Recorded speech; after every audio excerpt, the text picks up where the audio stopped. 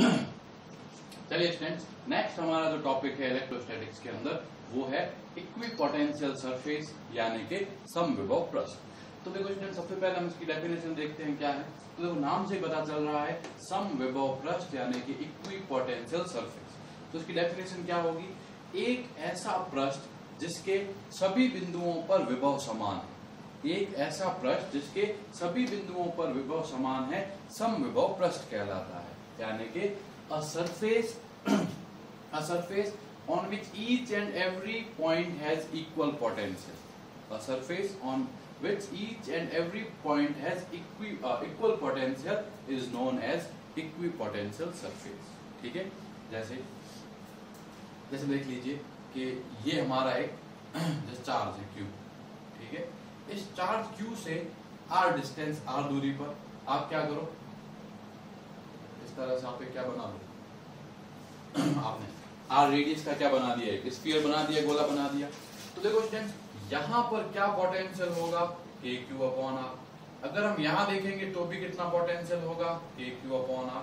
यहाँ देखेंगे तो भी कितना होगा KQ/R, क्योंकि विभव है, पोटेंशियल स्केलर क्वांटिटी है, डायरेक्शन की तो बात करनी ही नहीं है। तो सीधा सीधा r डिस्टेंस पर क्या हो जाएगा KQ होगा। इसका मतलब क्या है कि अगर हम ऐसी कोई सरफेस लेंगे जो कि r डिस्टेंस पर है तो हर पॉइंट पर जो पोटेंशियल होगा, जो विभव होगा, वो क्या होगा, इक्वल होगा। ठीक है, अब देखो ऐसी एक सरफेस आप यहाँ ले सकते हो, ऐसी एक सरफेस आप यहाँ ले सकते हो, ऐसी एक सरफेस आप यहाँ ले सकते हो।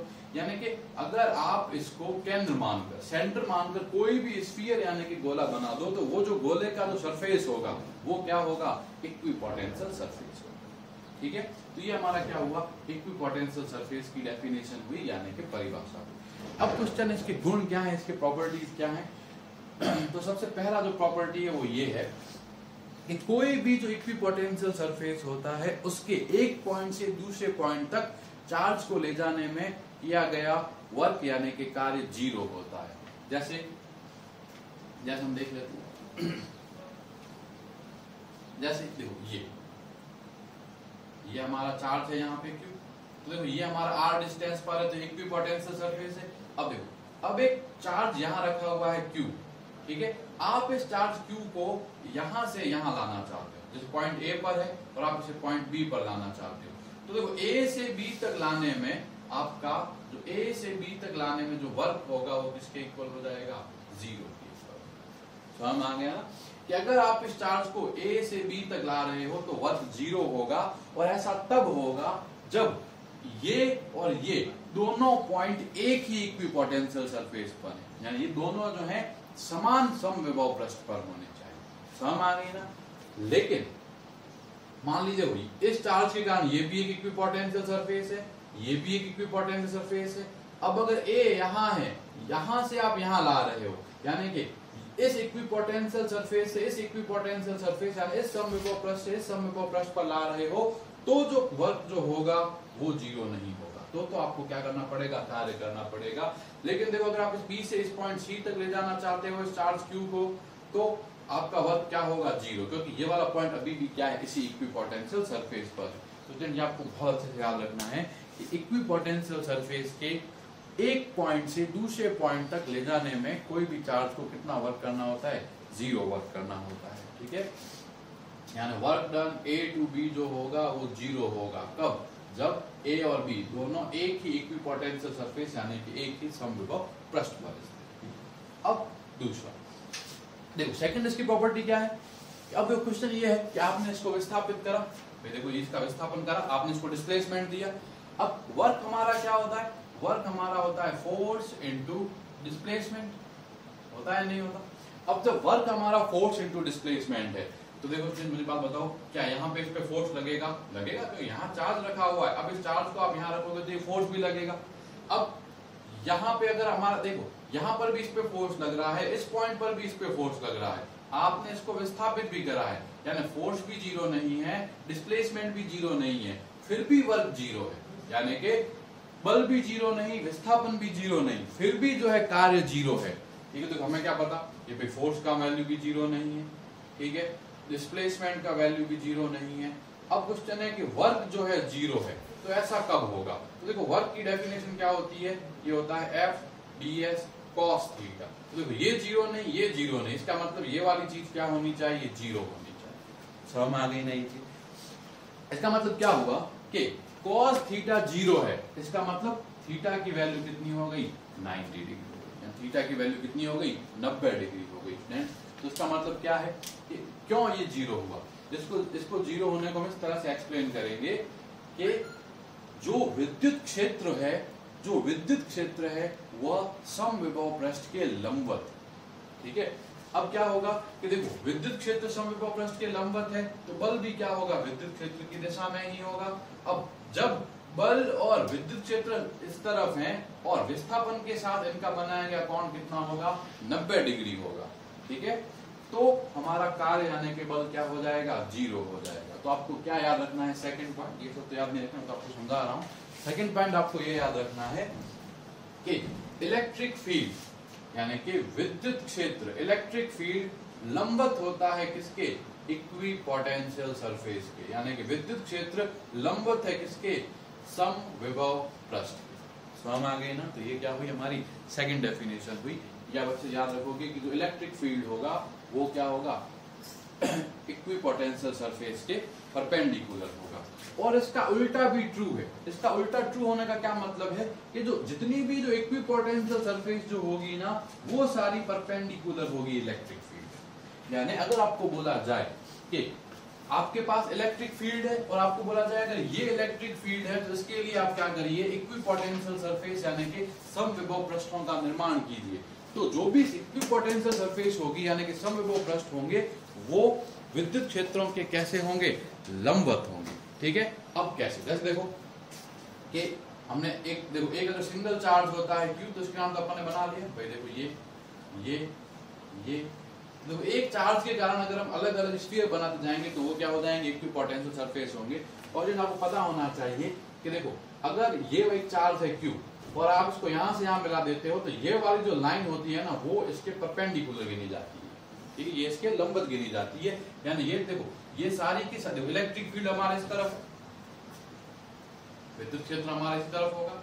अब अगर विद्युत क्षेत्र हमारा इस तरफ है तो अगर हमें ये देखना है कि भाई इक्विपोटेंशियल सरफेस क्या होंगे तो ये वाले सारे क्या हो जाएंगे, इक्विपोटेंशियल सरफेस हो जाएंगे। अब अगर इलेक्ट्रिक फील्ड हमारा इस तरफ हो जाए, ये कैसा है, ये है समरूप यानी कि होमोजीनियस इलेक्ट्रिक फील्ड। अब देखो इलेक्ट्रिक फील्ड ऐसे आपको इसके परपेंडिकुलर सरफेस बनानी है तो ऐसे रखेंगे। ध्यान देखो आपने एक सरफेस को ऐसे रखा तो ये इसका इक्विपोटेंशियल सरफेस हुआ, एक सरफेस को यहाँ रख दीजिए तो ये भी इसका इक्विपोटेंशियल सरफेस होगा, एक सरफेस को आप यहाँ रख दीजिए तो ये भी क्या होगा, इक्विपोटेंशियल सरफेस होगा। जैसे ये इलेक्ट्रिक फील्ड है तो ये सरफेस एकदम इलेक्ट्रिक फील्ड एकदम इस तरफ है तो सामने ऐसे रख दिया तो ये क्या हुआ हमारा इक्विपोटेंशियल सरफेस यानी कि समविभव पृष्ठ। आप देखो इलेक्ट्रिक फील्ड एकदम फ्लो की तरह बहता जाएगा, आप इस पृष्ठ को यहाँ रखो, यहाँ रखो, यहाँ रखो, यहाँ रखो, कोई फर्क नहीं पड़ता, हर जगह जो है ये क्या होंगे ये इक्विपोटेंशियल सरफेस यानी कि समविभव पृष्ठ होंगे, ठीक है। अब फिर से गौर देखना, जैसे ये फर्स्ट पृष्ठ है, ये सेकंड है, ये थर्ड है। अगर आप यहाँ से यहाँ तक ले जाते हो कोई भी चार्ज क्यू को तो आपको कितना वर्क करना पड़ेगा, जीरो।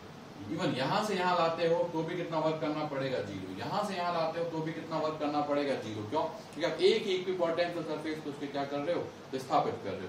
लेकिन अगर आप यहाँ से लेके यहाँ ले जाओगे या आप यहाँ से लेके यहाँ ले जाओगे तो इस केस में और इस केस में आपको क्या करना पड़ेगा, वर्क करना पड़ेगा, कार्य करना पड़ेगा। तो ये फर्स्ट, ये सेकंड और ये थर्ड, ये तीन प्रॉपर्टीज क्लियर हुई। नेक्स्ट जो प्रॉपर्टी होती है वो क्या होती है कि जो भी मेटल सरफेस यानी कि धातु की सतहें होती है, गौर सुनते हैं, जो भी मेटल सरफेस होती है यानी कि धातु की सतहें होती है वे इक्विपोटेंशियल सरफेस होती है। धातु की सतह यानी मेटल जो सरफेस है वो इक्विपोटेंशियल सरफेस यानी कि समविभव पृष्ठ होती है। ऐसा क्यों, क्योंकि विद्युत क्षेत्र धातु सतहों के सदैव लंबवत होता है। यानी इलेक्ट्रिक फील्ड जो है वो मेटल सरफेस के हमेशा क्या होता है, परपेंडिकुलर होता है। अब हमें क्या पता है कि अगर इलेक्ट्रिक फील्ड किसी सरफेस के परपेंडिकुलर है तो वो क्या होती है, इक्विपोटेंशियल सरफेस होती है, ठीक है। तो लास्ट जो पॉइंट ये है हमारा कि जो भी इक्विपोटेंशियल जो भी मेटल सरफेस जो होगी वो क्या होगी, मेटल सरफेस इक्विपोटेंशियल सरफेस होगी। क्यों? क्योंकि मेटल सरफेस के लिए इलेक्ट्रिक फील्ड जो है वो परपेंडिकुलर होगा। जैसे मान लीजिए कुछ भी है, जैसे मान लीजिए ये कोई मेटल सरफेस है, तो इलेक्ट्रिक फील्ड हमेशा क्या होगा, इसके एकदम परपेंडिकुलर होगा। जब ये एकदम परपेंडिकुलर होगा ना, तो ये वाली जो मेटल सरफेस है ये क्या हो जाएगी, समविभव पृष्ठ यानी कि इक्विपोटेंशियल सरफेस हो जाएगी। ठीक है, ये सारी की सारी जो बातें हैं आपको इक्विपोटेंशियल सरफेस यानी कि समविभव पृष्ठ के लिए याद रखनी है। चलिए स्टूडेंट्स, नेक्स्ट जो है हमारा टॉपिक वो है relation between electric potential and field, यानी कि विद्युत विभव एवं क्षेत्र में संबंध। यानी विद्युत विभव और विद्युत क्षेत्र में क्या संबंध होता है, यानी electrical potential and electric field में क्या रिलेशन होता है। तो स्टूडेंट्स अब गौर से देखना ये क्या होगा। देखो हमने जब स्टार्टिंग में पढ़ा था तो हमने ये पढ़ा था कि देखो जो भी हमारा dV होता है, यानी कि जो पोटेंशियल है उसका हमारा क्या डिफरेंशिएशन। ओके, तो हम देखो इसको ऐसे स्टार्ट करते हैं। देखो हमारा पोटेंशियल का डेफिनेशन क्या था, ये था माइनस का integration E vector dot dr vector. यही हमारा डेफिनेशन था कि V हमारा क्या होता है कि माइनस का E vector dot dr vector. ये डेफिनेशन तो हमें पोटेंशियल यानी कि विभव का याद है। अब देखो, अब अगर हम इसका डिफरेंशियल फॉर्म लिखें, यानी हम इसका क्या करें, अवकलज रूप लिखें, तो अवकलज रूप में क्या होगा, अवकलन करना होगा। तो देखो इसका अवकलन क्या हो जाएगा, dV। अब जब आप समाकलन का अवकलन करते हो तो समाकलन का चिन्ह हट जाएगा, तो ये माइनस का क्या हो गया, E vector dot dr vector. तो स्टूडेंट्स ये चीज आप याद रखेंगे कि जो dV है इसका वैल्यू क्या होता है, माइनस का E vector dot dr vector. अब देखो, अब E vector dot dr vector को अपन क्या लिख सकते हैं, ये dV है, ये है माइनस का E dr, और ये क्या हो गया cos। ठीक है, dV का वैल्यू क्या आ गया, माइनस का E dr cos। अब आप क्या करिए, इस dr को अपॉन में लाइए, तो ये आया dV अपॉन dr, और इस माइनस साइन को भी यहाँ लिख दीजिए, तो ये हुआ माइनस का dV अपॉन dr। ये किसके इक्वल हुआ, E cos। ठीक है, अब हम देखते हैं कि ये चीज क्या है। तो स्टूडेंट्स ये वाली जो चीज होती है ना, माइनस का dV अपॉन dr, ठीक है, तो गौर से देखना कि ये जो dV अपॉन dr है ये क्या बताता है, इसे हम कहते हैं विभव प्रवणता। विभव प्रवणता, ठीक है, ठीक है, इंग्लिश में इसको बोला जाएगा पोटेंशियल ग्रेडियंट। Potential gradient. अब क्वेश्चन है कि विभव प्रवणता यानी पोटेंशियल ग्रेडियंट का मतलब क्या होता है, तो इसका मतलब ये होगा कि rate of change with respect to distance, यानी कि दूरी के साथ परिवर्तन की दर। कोई भी चीज का जो ग्रेडियंट होता है यानी कि जो प्रवणता होती है उसका मैथमेटिकली मीनिंग ये होता है कि दूरी के साथ उसके परिवर्तन की दर कितनी है, यानी rate of change with respect to distance. लेकिन ये कैसी रेट है, ये नेगेटिव है, तो नेगेटिव क्या बताएगी, नेगेटिव बताएगी कि इसमें डिक्रीमेंट हो रहा है, यानी कि इसमें क्या हो रहा है, ह्रास हो रहा है। अगर ये प्लस होता तो क्या होता, इंक्रीमेंट होता, लेकिन ये माइनस है तो ये क्या बताएगा, डिक्रीमेंट बताएगा। ठीक है स्टूडेंट, तो लेफ्ट हैंड साइड हमने अच्छे से समझ लिया। अब देखो, अब ये क्या कह रहा है, देखो माइनस का dV अपॉन dr जो है E cos थीटा होता है, लेकिन मुझे तो E cos थीटा नहीं चाहिए, मुझे क्या चाहिए, इलेक्ट्रिक फील्ड चाहिए, यानी कि विद्युत क्षेत्र चाहिए। तो अगर मैं ये बोल दूं कि cos थीटा जो है वो 1 हो जाए, इसका मतलब थीटा कितना हो जाए, 0 डिग्री। देखो जब थीटा 0 डिग्री होगा तो माइनस का dV अपॉन dr, ठीक है, ये किसके इक्वल आ गया हमारा, E के। ठीक है स्टूडेंट, तो ये स्टेटमेंट क्या कहता है, गौर से सुनना। ये स्टेटमेंट ये कह रहा है कि जो इलेक्ट्रिक फील्ड है, जो इलेक्ट्रिक फील्ड है वो विभव प्रवणता के ऋणात्मक के बराबर है। इलेक्ट्रिक फील्ड जो है वो किसके बराबर है, विभव प्रवणता के ऋणात्मक के बराबर है, यानी कि electric field is equal to negative of potential gradient. समझ में आ गई ना ये चीज। लेकिन देखो यहाँ पर अपन ने एक और चीज को देखा था, वो क्या है, ये कि भाई इस कंडीशन को जब साथ में लिया इस कंडीशन के, तब हमारा ये रिलेशन आया। तो देखो ये स्टेटमेंट क्या कहता है, ये स्टेटमेंट ये कहता है कि इलेक्ट्रिक फील्ड जो है वो उस डायरेक्शन में होगा जहां dv अपॉन dr में डिक्रीमेंट सबसे ज्यादा हो रहा है। गौर सुनना, ये स्टेटमेंट क्या है, ये देखो इस स्टेटमेंट और इस स्टेटमेंट को कंबाइन करके, मतलब इस स्टेटमेंट और इस स्टेटमेंट को कंबाइन करके ये वाला स्टेटमेंट बनता है। देखो ये वाला स्टेटमेंट क्या कह रहा है कि भाई माइनस का dv by dr e cos theta होता है। फिर आपने बोला कि जब cos थीटा इक्वल टू 1 हो जाएगा या थीटा इक्वल टू 0 डिग्री हो जाएगा, उस कंडीशन में जो माइनस का dv अपॉन dr होगा वो e के बराबर होगा। तो देखो ये क्या कह रहा है कि इलेक्ट्रिक फील्ड का जो वैल्यू है वो विभव प्रवणता के ऋणात्मक के बराबर है, यानी कि electric field is equal to negative of potential gradient, ठीक है। एंड अब देखो, क्योंकि देखो ये तो क्या है, एक वेक्टर क्वांटिटी है, एक सदिश राशि है। अब क्वेश्चन है कि इसकी दिशा क्या होगी, तो हम ये बोलेंगे कि it is in the direction in which rate of decrement is maximum. विद्युत क्षेत्र उस दिशा में होता है जिस दिशा में विभव में ह्रास सर्वाधिक, ठीक है। तो गौर समझे ना, मान तो क्या हो गया ई का मान हुआ माइनस का dv अपॉन dr, ठीक है। अब दिशा क्या होगी, तो उसकी दिशा वो होगी जिस दिशा में विभव में कमी, भाई माइनस dv अपॉन dr क्या है, विभव में कमी, तो विभव में कमी की दर सर्वाधिक है, यानी कौन सी दिशा में जाने पर विभव में कमी जो है वो क्या होती है, सर्वाधिक, उस दिशा में क्या होता है, विद्युत क्षेत्र होता है। अब देखो ये वाला दिशा जो है वो ये वाला स्टेटमेंट बता रहा है, मैग्नीट्यूड जो है वो ये वाला स्टेटमेंट बता रहा है। तो मैथमेटिकली जब इनको एक साथ कंबाइन किया जाता है ना, तो ये आता है हमारा कि E vector is minus of gradient of, ठीक है। तो देखो ई वेक्टर किसके इक्वल होगा, minus of gradient of V. अब इसको कैसे लिखा जाएगा, तो ये होगा माइनस का ग्रेडियंट के लिए ये चिन्ह लगाया जाएगा, फिर ये हो जाएगा v, यानी v यानी कि वो। अब क्वेश्चन इस ग्रेडियंट का मतलब क्या होता है, तो स्टूडेंट्स ग्रेडियंट जो है मैथमेटिक्स में एक ऐसा ऑपरेटर होता है, वो ये बताता है कि कोई भी चीज की दर सर्वाधिक जो है ह्रास दर कौन सी दिशा में होती है। किसी भी चीज में जो ह्रास दर है, यानी कि जो रेट ऑफ डिक्रीमेंट है, कौन सी डायरेक्शन के अंदर मैक्सिमम, ठीक है।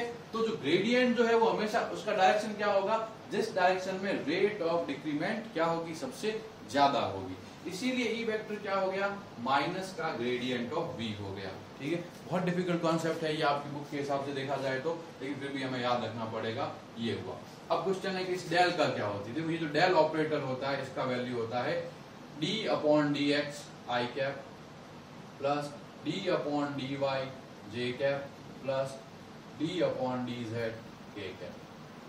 देखो ये जो d है ये नॉर्मल d नहीं है, इसको ये इस तरह से, देखो ये d होगा, इसको हम पढ़ेंगे डेल, ठीक है। ये एक तरह से क्या बताता है, आंशिक अवकलन। देखो डेल बाई डेल x जो है इसका मतलब है x के सापेक्ष आंशिक अवकलन, डेल अपॉन डेल y का मतलब है y के सापेक्ष आंशिक अवकलन, और डेल अपॉन डेल z का मतलब है z के सापेक्ष आंशिक अवकलन।